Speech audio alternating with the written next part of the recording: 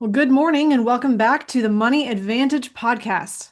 Today, this is Rachel Marshall and Bruce Wayner, and we are here to talk with you today about how much death benefit do you need? And actually, why that's not the right question to be asking, but we're going to dive into this concept because it's on the top of many people's minds as they come to this conversation of life insurance and they start from this needs-based analysis. How much do I need? And they start calculating what their needs might be in terms of the death benefit that you might want to provide to your spouse or to your heirs. And to cover certain things in their life. And so, if you're asking this question, this is a great episode for you to jump in on today. We're going to cover this in a way that maybe you have heard before and maybe you haven't, but we are here to bring some clarity and some just enlightenment to this conversation so that you can make good decisions and really be in a position of strength and advantage in your financial life. Bruce, thank you for joining me for this conversation today. Yeah, I think this is a lot of people don't see this as being something that they want to talk about in the infinite banking world, but I think it is also when you're designing a whole life insurance policy to utilize the infinite banking concept and the cash flow management system that it is.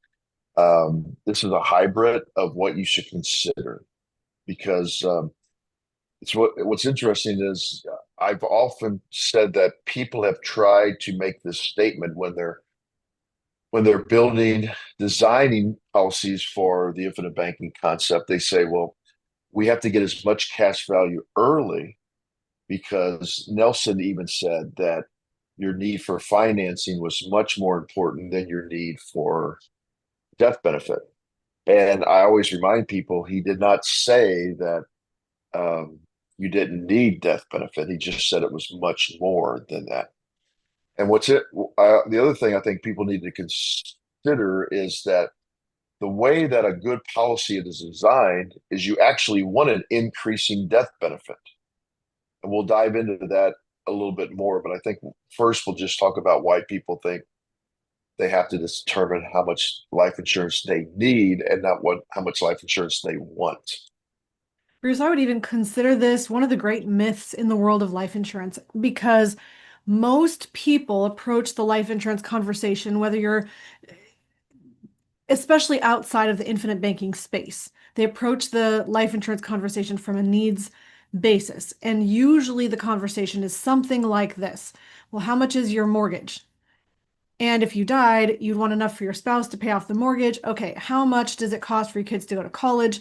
Okay, if you haven't saved that already, what do you need the life insurance to pay for if you died now and you couldn't continue putting aside for your kids' college? Okay, well, basically that's the end of the story. What are those future expenses that you won't be here to handle that are immediately on your radar? And that comes into this conversation. And I know, Bruce, you've heard this even much more than I have. But basically, it's this conversation about, well, what is the minimum that you need to handle the circumstances that you think you're going to need to handle in the next coming maybe 10 years or so? And that's just not the right angle to approach the life insurance conversation because it's not a needs product. Really, it's a wants product. How much you are able to utilize, take advantage of, provide financing in your life, provide this powerful death benefit tool that can give this legacy and be a source of purpose and positioning for your family to start ahead of where you are and not behind and not have to start over. You have so much capability within this tool called life insurance to be able to do so much for your own personal life and for your family's life going forward. And so it really has to do with how much do you want to have. Bruce, where does this question even really come from in the life insurance space?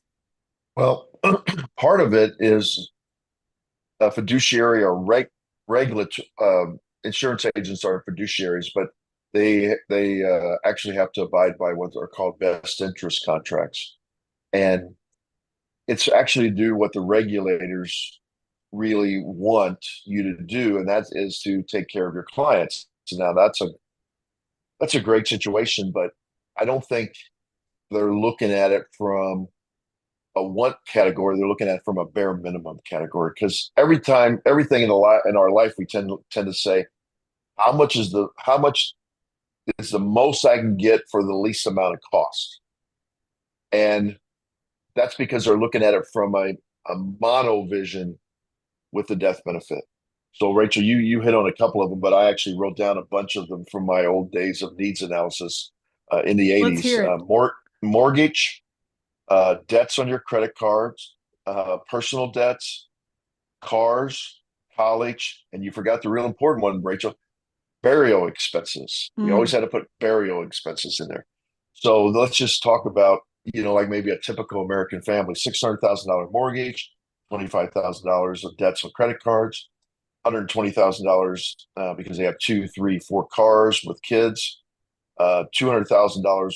And I think that's pretty light for college, $15,000 for burial. So that comes to $960,000. Then that is kind of like what I would call the set expenses. Then the idea is just pay those off. Well, that may not be in a person's best interest to pay off, uh, set money aside for college. Maybe your kids aren't going to college. Maybe your kids actually get a scholarship. Um, Cars, maybe you realize that you can do car financing a different way through maybe the infinite banking concept. Maybe your mortgage is the interest rate is so low that yes, I understand the volume of interest, but maybe for a short period of time, while you build up the cash value in a life insurance policy, you go ahead and not pay the mortgage off because you know it will help you and your family have guaranteed death benefit for all your family members in the long run. So there's a lot of things to consider. But now we have the really big one that people worry about is replacement of income. And actually, that is what life insurance companies are very, very good at doing. What drives me crazy is when I hear a person say, I don't want to be overinsured. Well, I always tell people, don't worry about that. The life insurance company is just like your car insurance company, your homeowner's insurance company. They will not allow you to be overinsured. You go out and buy a $60,000 automobile, they will not allow you to insure it for $100,000. You have a $1 million home, they will not allow you to insure it for $1.5 million. Why? Because there's too much of an incentive for a nefarious person to take advantage of that. So when you're looking at income replacement, they have guidelines, and the insurance companies have guidelines that are based upon your age, because what they're saying is, if you die at 35, you're going to need a lot more income to be replaced through mortality than if you died at 66. So they might say if you're making 100,000 at age 35, we're going to allow you to have that multiplied by 35 times. So you have $3.5 million because you're going to have that income for your family's going to have to replace for a long period of time, presuming that your family is much younger also. If you're 66 and over, most of the companies will say something like you can only have about 5 times your income because once again, they are looking at it for you weren't going to live that much longer anyway to provide income for your family. So this is on a bare minimum situation. Or they Now, might even think, I mean, at 66 plus, they're not saying you're near death necessarily, but they're saying also you're probably not going to work that much longer in order to provide correct, income for your family. correct. Very good. Even though we have this attitude, and many of our listeners do too, that retirement is not something that you do. Um, that is the way the life insurance, because most people have that. So there's another way that you can actually insure your family is for estate preservation parameters. So how are you going to protect your estate from, let's say, estate taxes? So then they look at that a little bit differently, and they also include for preserving your estate, because if you were working and saving 20, 30% of your income for your family, and then it was going to grow, that's also estate preservation because now you're not saving that additional money. And they have a factor that they believe it will grow to. So they will allow that to be figured in too. So you can always get the rule of thumb is you can always get a death benefit up to your net worth. And then the final thing that they look at is premiums based upon income. So how much you're actually need to pay in premiums. They don't want it to go over a certain percentage of your income because they also don't want they want you to be successful. I've said this a lot of times on the podcast. People think there's something going on with insurance companies. They're not. They want you to be successful, just like any other company would want you to be successful, so they you keep coming back and or recommending their company to other people. So they will not allow you to have um, premiums that are in excess of your income unless you have some assets that you're repositioning for the estate preservation situation. So let's just Which, really quickly, Rachel, let me go just ahead. give an example and then we'll expound on this. So let's say the person that was that is die that died or were preparing for if they die was making was bringing in $120,000 net a year, which is about 10,000 a month. You also have to figure out the gross amount on that because you got to have to pay taxes on it. Now, it is true that death benefits are tax passed on tax free to the next generation. However, that would mean that you would be pulling that tax free money to live off of, and you wouldn't be getting any growth on that tax free money. And getting that growth on the tax free money would ensure a lifetime of income payments. So I always then gross it up a little bit according to tax figures, according to your state, so on and so forth. So then I say 140,000 gross will then net you 120. If you then take what the financial services industry thinks is a safe, and we can debate this. We actually did debate this with Dr. Wade Fowl before when he was on the podcast. A rate of 4% that you're going to make off of the base principal. That means you need for 140,000 gross, you need $3.5 million. So if you need 3.5 million, you need 960,000 pay off all those debts. That means this person making $140,000 a year would actually need 4.460 to live the same type of financial life with that person was alive or dead. So that is kind of the way that you should think through this. Now, some people might have been actually shocked when I just said $4.4 million because most people are grossly underinsured. And then I want to dive in after a few comments by you. I want to dive into one other scenario. I think what's really interesting about all of this is that you may not feel a logical necessity to have that maximum amount of insurance. Bruce mentioned you can't be overinsured. The insurance company is going to look at your human life economic value and say, if this person passed away early due to some involuntary manslaughter or something like that, what would be the legal replacement economic value of their life so that their family could be made whole? And that really is where they're deriving this human life economic value calculation from. And when you look at the amount of insurance the insurance company is willing to provide to you, that should tell you something. They really do deem that your life, based on your economic factors and your age, is high enough that they would insure you for that amount. And what's really interesting is that if you're having trouble tracking the math and thinking, oh, well, that sounds like a really high number for me to be insured for, I would encourage you to I'm going to take you on the emotional side of it for a minute. This happened to our family. I nearly died. You might have heard my story. I was in ICU. Lucas, my husband, is holding our newborn baby girl. This was 6 years ago. He's hearing she lost a lot of blood. He's hearing another report. We stopped the bleeding finally, but there's a worse situation. And he is in the challenge, the battle of a lifetime in his mind, thinking, am I going to be in a situation where I'm leaving this hospital and I don't have my wife with me? Is she going to make it through this? And when he was contemplating that, he's praying, he's just praying peace over me, over himself, over a baby girl. He's thinking about all of the circumstances. And one of the things that came to his mind was we have life insurance and we had as much life insurance as we can get.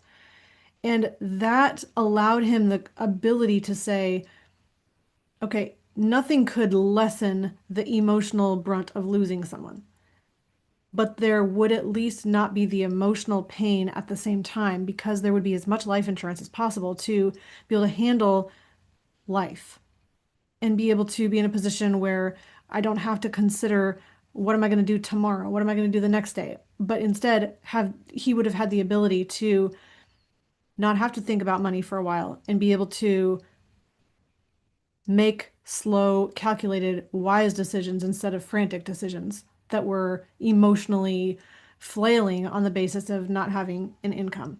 And so I think because of that near death experience that I had, it makes me tremendously value the death benefit. Many people who have not had that experience maybe don't see things in that same way, but it's not a if something happens to me question. It really is a when something happens to me. And at that point, I want as much death benefit as possible to be able to bless my family. And if I qualified to receive it from the life insurance company, that means that they saw my income as a level that, in order to replace everything from that point of my death going forward, to have the same lifestyle, the same choices, the same options as I would have provided with my life, being provided instead by my death benefit. That is really what they are providing. Yeah. You know, actually Lucas texted me that night too, so I know what he was Mm. going through. So yeah, it's I've actually delivered death claims, and you're right, Rachel. It doesn't take away the emotional pain because usually you're able to deliver them pretty quickly within a month or so. But what it does do is like for your daughter, yeah, it wasn't going to take away that emotional pain from her, but it wasn't going to allow, or at least there's least likely it was going to cause additional emotional pain because of the stress of not having money in her life. Hmm. And so that's the value of it. I often get clients or potential clients that say, "Well, I don't want to be worth more uh, dead to her," or joking around. And sometimes I don't think they're joking. I actually think that that's a very short-sighted way of doing it. But also, a lot of people do joke in when they're faced with their mortality because they don't know what else to do because they Hmm. haven't they're not calm inside about the whole thing, whether it's afterlife or whatever they believe in. So the just a couple of other things I think I wanted to hit on today, so that people that are in the infinite banking world can see the parallel to the importance of death benefit, is that the base death benefit is leveraged up more than the paid up additions death benefit. And what we mean by that is that the when you pay a premium to base death benefit, because it is actuarially figured it's going to get paid either externally by a premium payment or internally by surrendering dividends or surrendering cash value or surrendering a smaller amount of paid up additional life insurance, then that amount of death benefit could be 10, 20 times the amount of premium that you put in. Where when you make a paid up additional death benefit premium, it may only be, depending on your age, 1.5 times, 2.5 times, uh, 4 times if you're very, very young. Now, why that is important, because actuarially, the higher you can push that death benefit from day one and continue to push it buying more paid up additional life insurance, the cash value actuarially has to match the death benefit by age, in most cases nowadays, by age 121. So we call it chasing the death benefit. So if you can have a premium payment that stays the same because of the base and the PUA, but every time you buy more paid up additional life insurance, The only way that that cash value can hit that is if it was actuarially designed to continue to grow throughout the entire contract. So the dividend gets bigger and bigger and bigger and bigger every time you make an additional premium. So that actually helps you overcome cost of living adjustments when it comes to taking the consideration how much death benefit you need, but it also increases your cash value that your family can use while you're still alive. I think it's really valuable to note that you have an increasing death benefit. And I think Joe is on our team as well, and he says that often making a decision about how much life insurance to get is a factor of properly managing your insurability. And what that means is looking at the scope of your entire amount of insurability and maximizing that today so that you can maximize it in the future as well. And so if you are in the space, the way of maximizing your death benefit right now. So if your insurability is X dollars, let's just say it's $6 million. If that is your insurability today, and you're using cash value life insurance to use that insurability, and you're getting whole life insurance on top of that whole life insurance, you can have a term policy that is filling up the rest of that insurability, that is maximizing how much you can be insured for.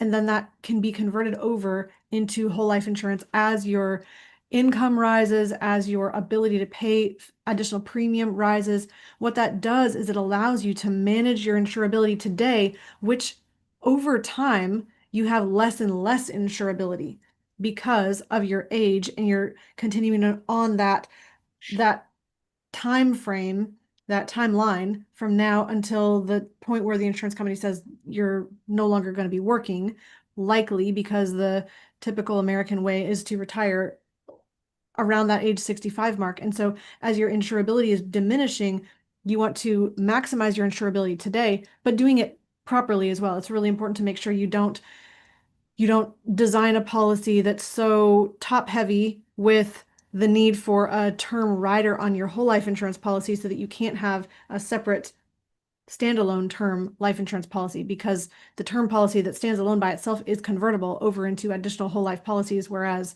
a term rider, if it's using up all of your insurability on your whole life policy, may mech a whole life policy if you're converting that over. So it's important to manage your insurability. And Bruce, you mentioned this idea of people wanting to get the most for the least cost. And I'm reminded of something that's really hit me hard. And I heard this quote the other day from one of my coaches, and she said that broke people understand the cost of everything and the value of almost nothing.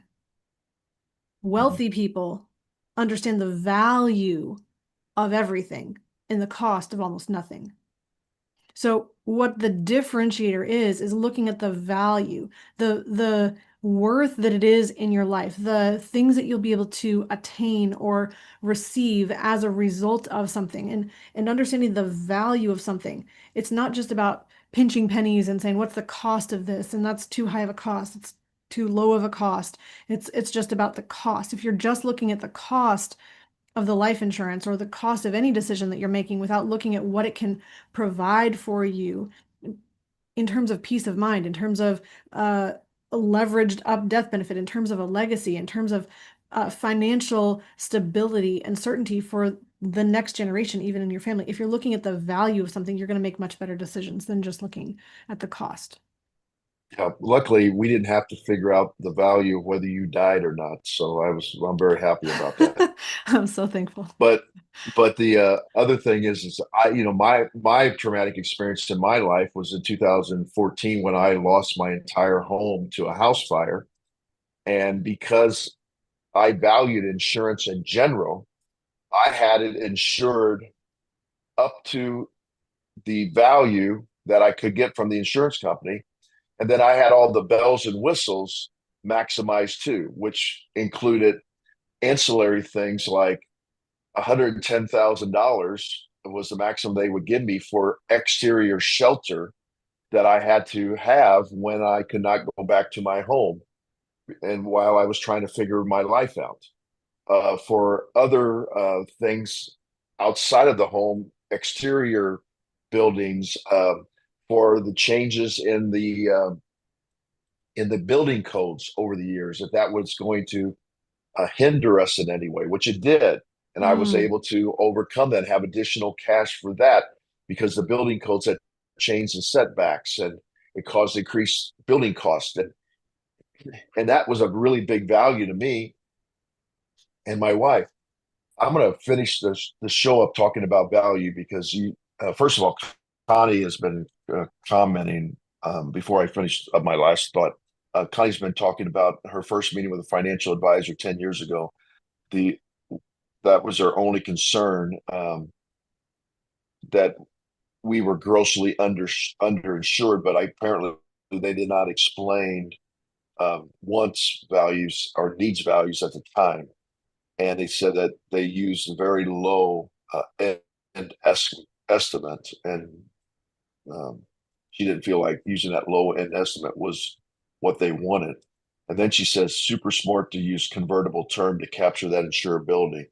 Of course, Fritz is, commenting very, very well, like he always does, about the death benefit is simply the net present value. I'm sorry, the cash value is simply the net present value of a future death benefit. So if you can push the future death benefit even higher than the net present value of that cash value at any time has to be greater. You have to make it greater. So when you're looking at the term conversion that Connie brings up, I want people to know that you have to convert it in most cases before age 65. You can convert part of it. You don't have to convert all of it. And then you can come back and convert another part of it. And it's guaranteed convertibility no matter what your medical history is. Now, the key to that, Rachel, is what you just said. It's more expensive than regular term life. So then people would say, oh, I don't want that because I want the cheapest term life, not the one that can convert, because I'm never going to convert it. And then guess what? Some medical thing comes up, like it did with my wife a few years ago, where she had a brain tumor on her pituitary gland. She cannot really get any additional life insurance, but luckily she has tons of it right now. And she had a term rider that she still has on one of her policies that we can convert later on without having to report the brain tumor. I mean, mm. it's so valuable for not only myself, but for the next generation, which is all of our nieces and nephews that we would like to take care of. So the infinite banking concept is not about death benefit at the forefront, but it is about the death benefit as you go along in your life. I actually wanted to come back to that piece that you had said. I don't have the quote in front of me of where it is in Nelson Nash's book, Becoming Your Own Banker, where he brings up that idea that if you solve the need for financing, you will basically, he said the need for financing is greater than the need for death benefit. But what he then said is if you solve the financing need, you will automatically solve the death benefit need, which, He was brilliant, and nobody picks up on that. So, yeah. like, if you get rid of that $600,000 mortgage by taking over the banking function in your life, if you get rid of the car payments to an external situation, then you don't need all that extra death benefit because you don't have those payments. So why would you need the extra death benefit? You might want the extra death benefit, but you don't need to. It's brilliant, and people miss it all the time. Well, I think as well, if you think about utilizing infinite banking to finance what you're financing in your everyday life, you will have a growing family banking system.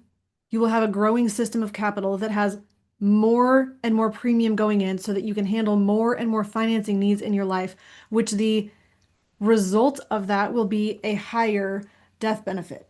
And if you're utilizing the infinite banking concept for more of your cash flow needs in your life, you will automatically end up having policies that are designed in a way that you have more premium going in, which means you have more insurance, which is more life insurance, more death benefit. And I think the value of having the death benefit is, I'm just going to highlight that as we come to a close here, but the value of having the death benefit for me is not just the peace of mind that I know I've done the right thing for my family, but I literally have the capability of knowing that there is a whole life policy that will pay out when I pass away.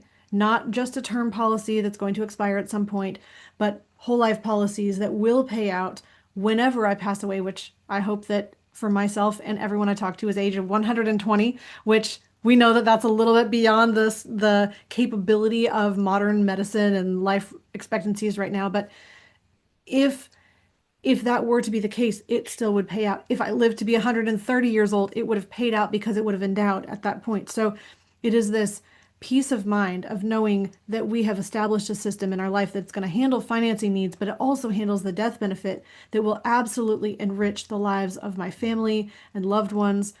If I go before my husband, it pays to him. He's able to utilize that. If my husband and I both live that very long life, that's going to go to our children. And there's the capability then for that to not only provide this capital for the next generation to start ahead and be able to utilize for their own banking systems and for them to start utilizing infinite banking and building capital with that as the cornerstone, maybe not the only strategy, but the cornerstone for them to use for cash flowing investments and for any other financial endeavor in their life. And this growing amount of capital can then expand in future generations. And that is just a tremendous amount of peace of mind because of the value that it brings to me and to my family. So I think the question is not how much death benefit do I need? That's always like, how much do I need to do to barely get by? That's like the person asking the question, what do I need to do in order to get, a passing grade in this class? Or what do I need to do in order to not, have blood pressure and thyroid issues off the charts? What's the minimum I need to do? I mean, how many pizzas can I eat in a year? You're asking the wrong question. The right question is, what can I do? What death benefit do I want? What do I want to create during my lifetime and the lifetime after me, the lifetimes of my family after me? And that want is going to drive you, lead you, compel you to a different decision when it comes to life insurance because it's really about what you want to make possible and not just about the minimum that you need. Bruce, this has been a great show today. Thank you for everyone who's chimed in and talking about, yes, Joe being brilliant. Joe explained the convertible term preserves our insurability without needing the underwriting and medical exam again. Absolutely. All right. Thank you for being with us today. Any questions about this topic, you can comment in the comments section of wherever you're watching this video or email us at hello@themoneyadvantage.com. You can also book a call directly with our advisor team to get these things straight in your own life. Get the answers and the questions answered that you need so that you can have the clarity to make decisions that will set you and your family up for lifetimes and generations of financial success. You can go over to themoneyadvantage.com, book that call to get started with that conversation today, and we'd be happy to join you there. Thanks so much. In closing, remember, success leaves clues. So model the successful few, not the crowd, and build a life and business you love. We'll see you next time.